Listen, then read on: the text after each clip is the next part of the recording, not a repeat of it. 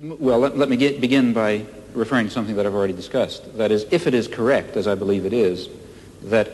a fundamental element of human nature is the need for creative work, for creative inquiry, for free creation without the arbitrary limiting effects of coercive institutions, then, of course, it will follow that a decent society should maximize the possibilities for this fundamental human characteristic to be realized. That means trying to overcome the elements of repression and oppression and destruction and coercion that exist in any existing society, ours, for example, as a historical residue. Now, a federated, decentralized system of free associations incorporating economic as well as social institutions would be what I refer to as anarcho-syndicalism, and it seems to me that it is the appropriate form of social organization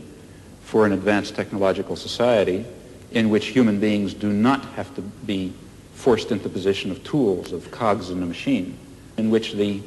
creative urge, that I think is intrinsic to human nature, will in fact be able to realize itself in whatever way it will. I don't know all the ways in which it will.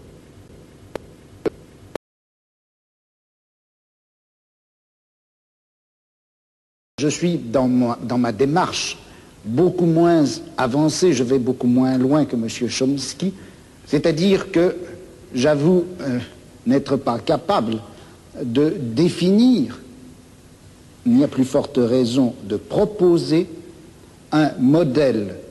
de fonctionnement social idéal pour notre société scientifique ou technologique. En revanche, une des tâches qui me paraît urgente, immédiate, avant même toute autre chose, c'est celle-ci. On a l'habitude, du moins dans notre société européenne, de considérer que le pouvoir, il est localisé entre les mains du gouvernement et il s'exerce par un certain nombre d'institutions bien particulières qui sont l'administration, en France on appelle ça préfectorale, enfin je ne sais pas comment on dit ailleurs, l'administration, la police, l'armée. On sait que toutes ces institutions-là sont faites pour transmettre les ordres, les faire appliquer et punir les gens qui n'obéissent pas. Mais je crois que le pouvoir politique, il s'exerce encore, il s'exerce en outre,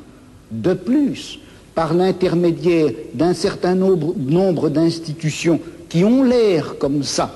de n'avoir rien de commun avec le pouvoir politique, qui ont l'air d'en être indépendantes et qui ne le sont pas. On sait bien que l'université,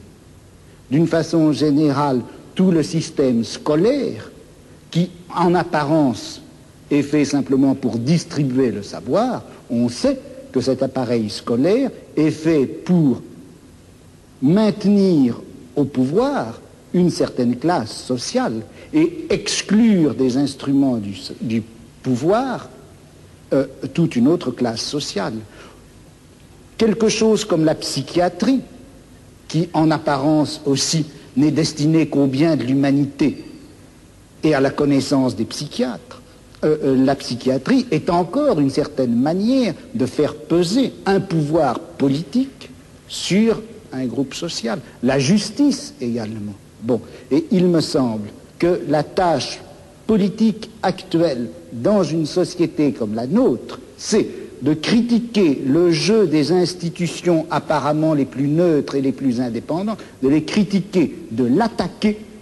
de telle manière que la violence politique qui s'exerçait obscurément en eux surgisse et pour qu'on puisse lutter contre elle. À vouloir tout de suite